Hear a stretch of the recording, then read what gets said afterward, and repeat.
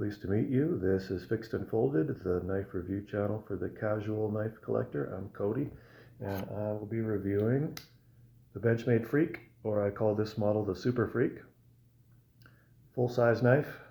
I have extra large hands. Still some real estate back there. So the original Benchmade Freek had plain blade S30V with Gravity handles and rubber inserts. And I didn't like how the rubber inserts felt in my hand. It felt almost sticky. But some people, that's going to be their favorite model of the Freek. So this, really comfortable in hand, really secure feeling. The weight is light. It has just a little bit of steel liners, partial steel liners to reinforce the axis lock. Otherwise, it's all G10. You've got some red G10 inserts. On this version I have, it's uneven coloring. You got a brighter red and a darker red on this side, and again, brighter red and a darker red. So a bit of a fit and finish issue there. You got your bright red barrel spacers. Otherwise, it's a gray wash look, contour G10. Looks really, I like it.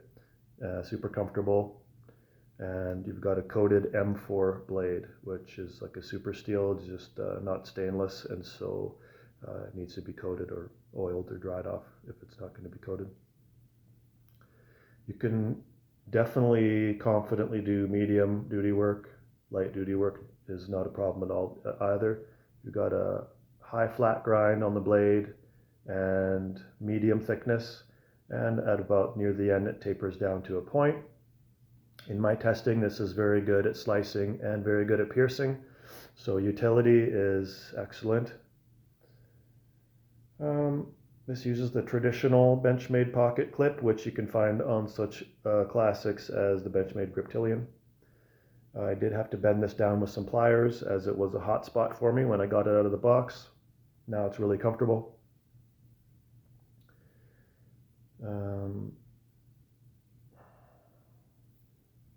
With this ramp and a bit of jimping and a little bit of minor jimping here, really comfortable without gloves and some good traction there. Yeah, functional, stylish, good steel. I'd say overall this is an upgrade over the original Freek. Blade came perfectly centered out of the box. There is a little bit of lock stick on the cross, that way I call it axis lock.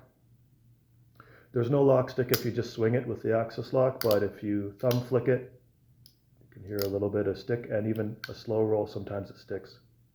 Yeah, minor complaint. So fit and finish is good. It's not excellent. If you go to a store, you'll find the liner color will match. Some will have more lock sticks, some might have none. So again, if you're interested in this knife, I recommend you go actually handle one in the store and then pick the one that you like, because quality will vary. Price on this was $320 or $330 Canadian.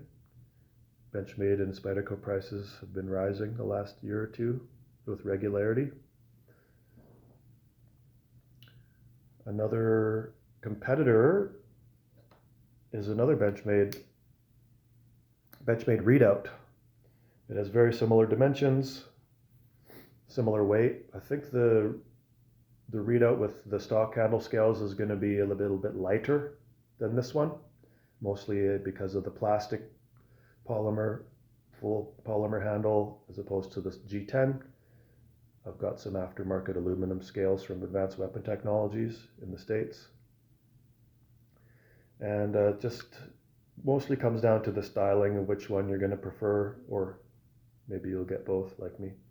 This has CPM D2 blade, which is mid-level steel. M4 is upper level steel. Neither are stainless.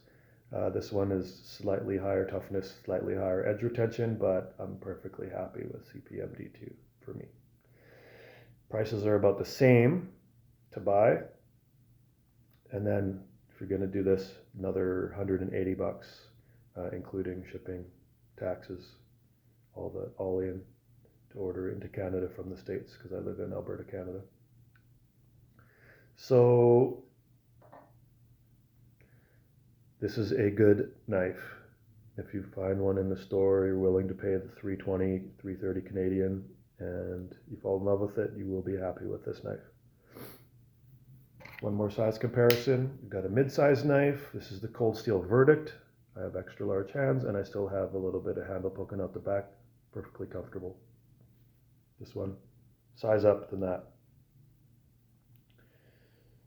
So, because the handle is substantial, this isn't gonna, you will notice this in your pocket. Make sure you got enough space with your, if you want to be carrying this in your pocket. So yeah, other than the quality inconsistencies and the size of the knife, pocket, whatever, this is gonna be maybe the perfect knife for somebody. Good knife. I recommend this, and this is my review of the Benchmade Freek Super Freek. There's also a model above this with, I believe it's a plain S9DV blade and carbon fiber for 400 plus, 400, 420 Canadian. I think the original one, if you can get it anywhere, it's going to be like $180, $200. Okay, that concludes my review of the Benchmade Freek / Super Freek. Hope you have a great day. I will see you soon.